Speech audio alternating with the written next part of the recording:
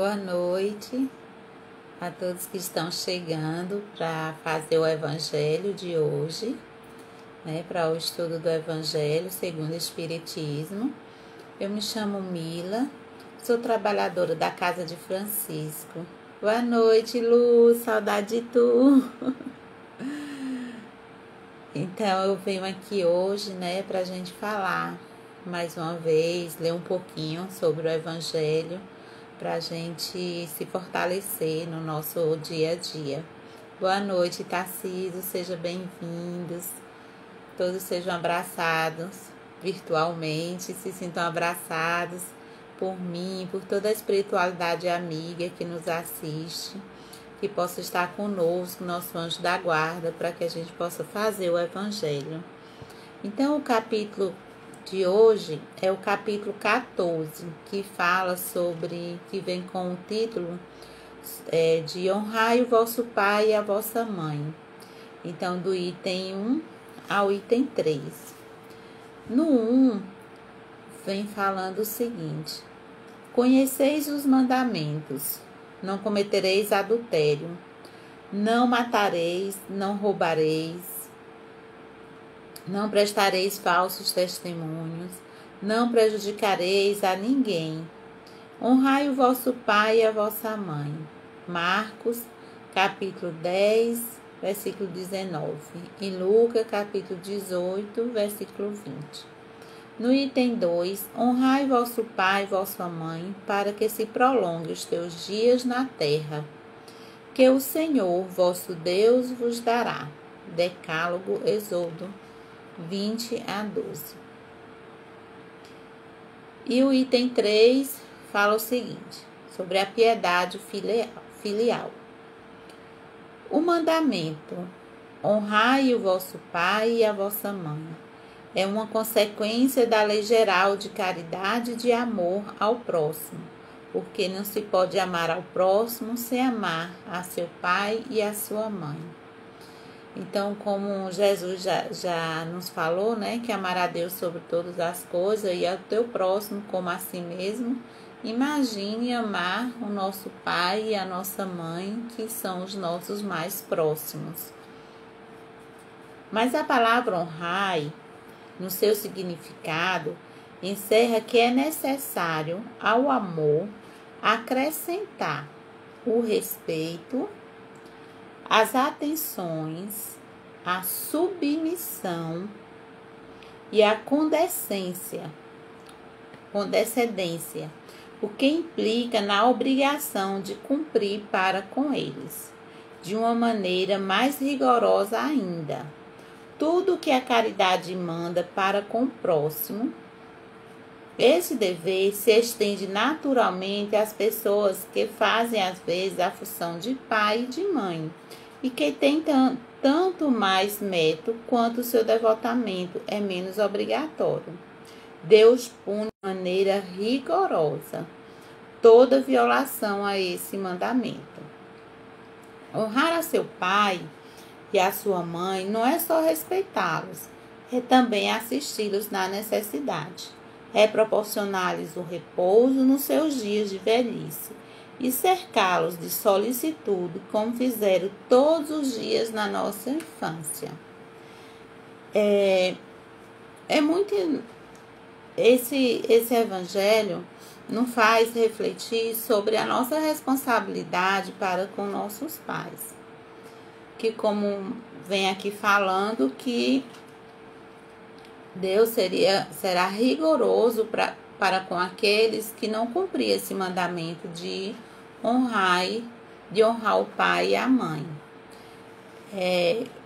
Quando um corpo é gerado, quando é permitido a reencarnação de um espírito e que a família ali recebe, independente de ser consanguíneo, um filho consanguíneo, gerado consanguineamente ou adotivo, ou alguns das famílias que também fazem o papel de pai, de mãe. Então, cabe aos pais e às mães a educar, a contribuir com a evolução moral desse espírito reencarnante.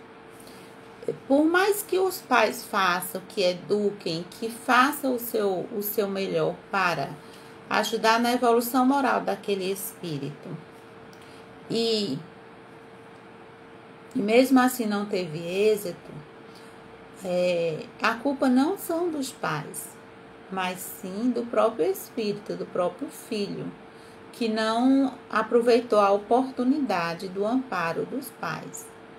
Mas se os próprios pais falharam na educação,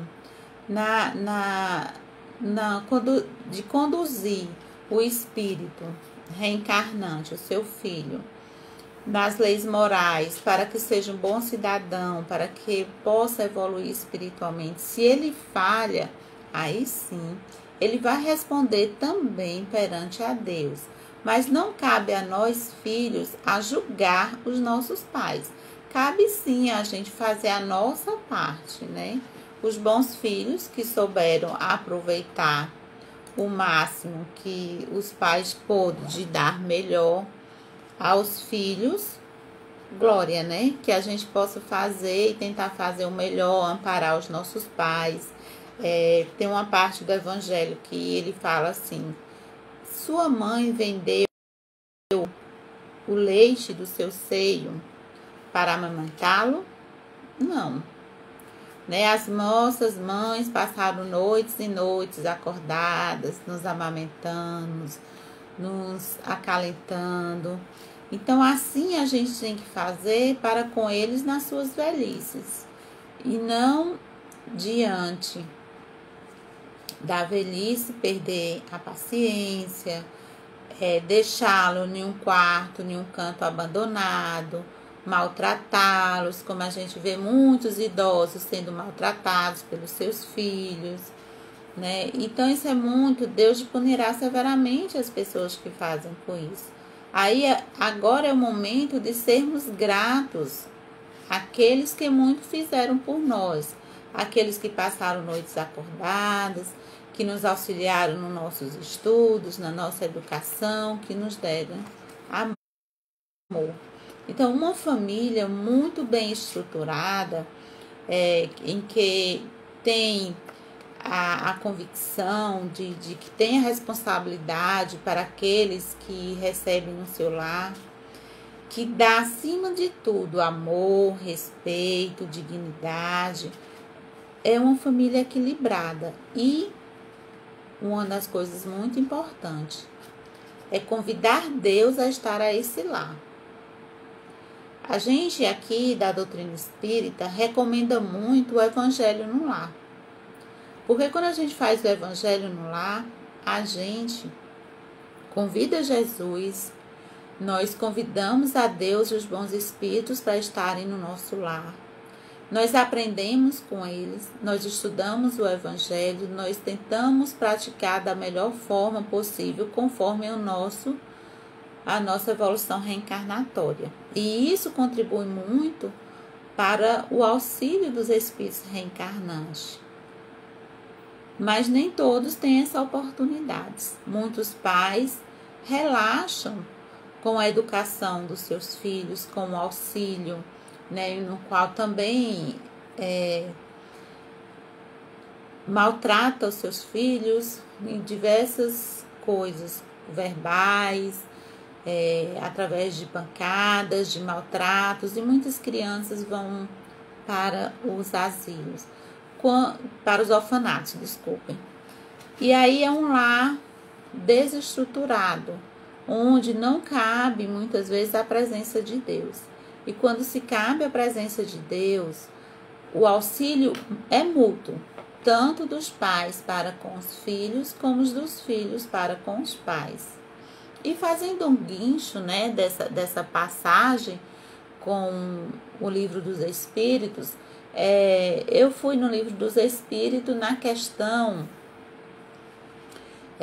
207, em que Allan Kardec pergunta aos espíritos, faz a seguinte pergunta aos espíritos: frequentemente os pais transmitem aos filhos a presença física a aparência física, transmitirão também alguma aparência moral?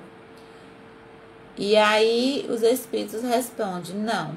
Que diferentes são as almas ou espíritos uns dos outros. O corpo deriva do corpo, mas o espírito não procede do espírito. Entre os descendentes das raças apenas há a consanguinidade. Ele quer dizer que nós, no nosso grupo familiar, estamos ligados pelo espírito, né? O que nós adquirimos dos nossos pais são as genéticas, mas a nossa ligação, ela é espiritual. Então ele pergunta: de onde se originam as semelhanças morais que às vezes existem entre os pais e os filhos? E responde o seguinte: é que uns e outros são espíritos simpáticos, que reciprocamente se atraem pela similitude dos pendores. Então, dentro de uma mesma família, há aqueles que têm os laços mais afins e outros que têm os laços, né, mais para se lapidarem ainda. E aí onde está muitas desavenças nos lares, né?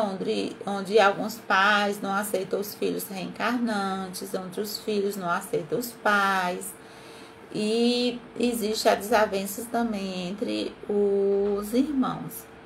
E aí eu lembro de uma historinha que eu vou contar aqui para vocês, que eu li em um livro espírita, não me lembro agora qual o título dele. Mas era o seguinte: um mecânico, o pai era mecânico, um senhor mecânico, ele não queria ter filhos. E era de uma família muito humilde. Sua mulher era costureira e engravidou, teve um filho. E esse filho, ele nasceu com deficiências físicas. E o pai não aceitou de jeito nenhum esse filho, rejeitava ele por completo. E a mãe sempre passou a cuidar desse filho doente, deficiente fisicamente, e ensinou a esse filho a auxiliá-la, né, na costura, nos desempenhos do lar.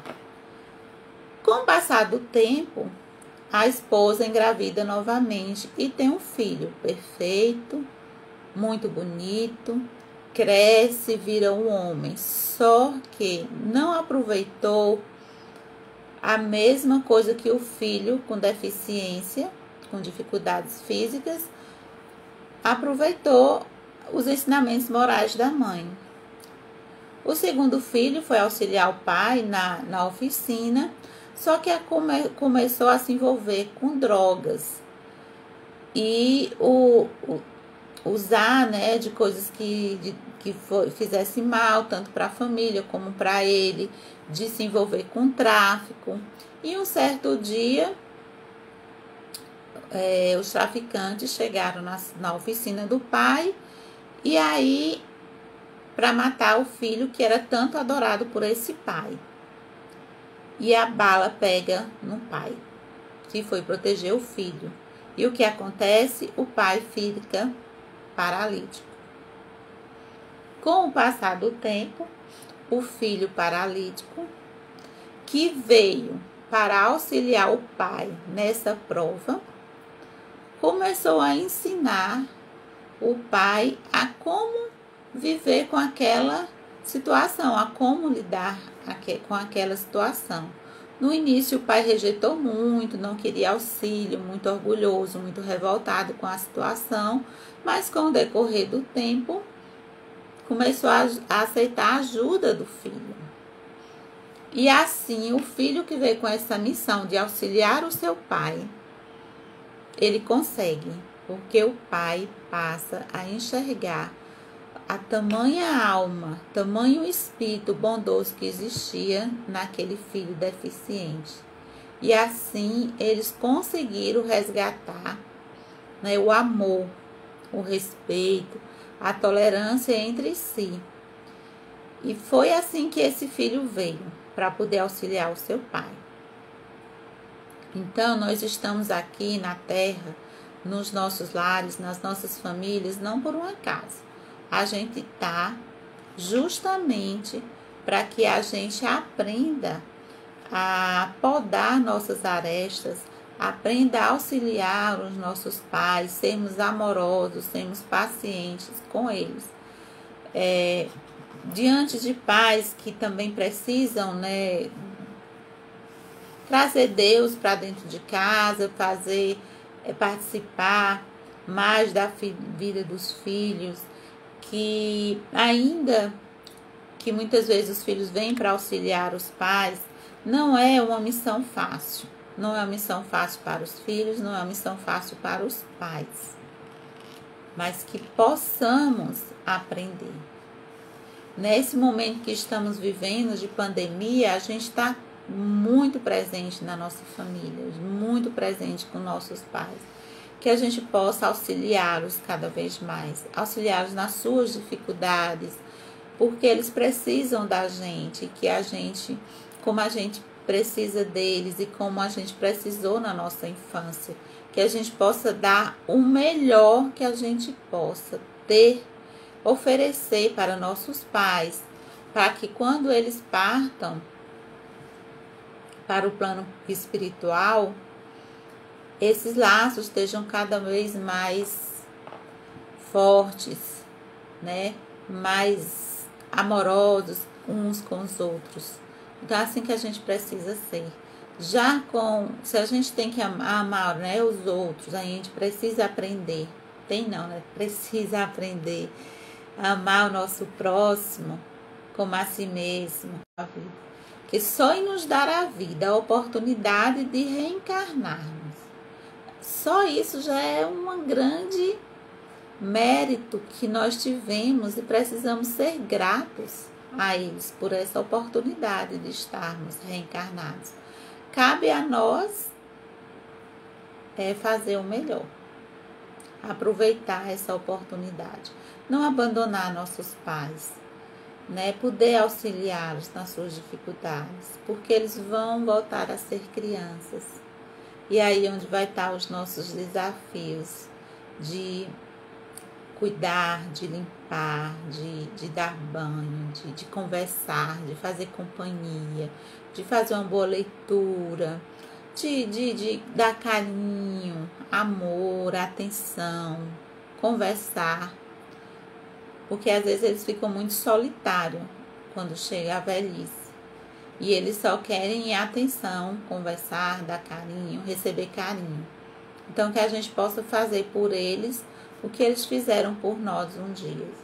E se em algum momento chegaram a falhar conosco, que possamos exercer o perdão das ofensas. E tudo passa, tudo vai passar. E que possamos cada vez mais abraçar nossos pais, dizer que nós os amamos, né? Porque, como diz, tudo passa. E que a gente aproveite essa oportunidade de a gente poder dizer o quanto nós os amamos e quanto nós viemos para poder auxiliá-los aqui na Terra. Então, meus irmãos, chegou aqui o momento, né? Já passei até do horário dos 15 minutos. E peço à espiritualidade amiga que envolva cada um de vocês, a todos que estão assistindo esse evangelho com muito amor, com muito carinho, trazendo paz, né, para os lares de cada um, que possamos juntos, de mão dadas, sempre caminharmos juntos para nos encontrarmos com Deus e possamos vivenciar esse evangelho que todo dia na casa de Francisco é lido, é comentado para nós, que possamos fazer o melhor que nós temos. Paz e bens e uma boa noite para todos.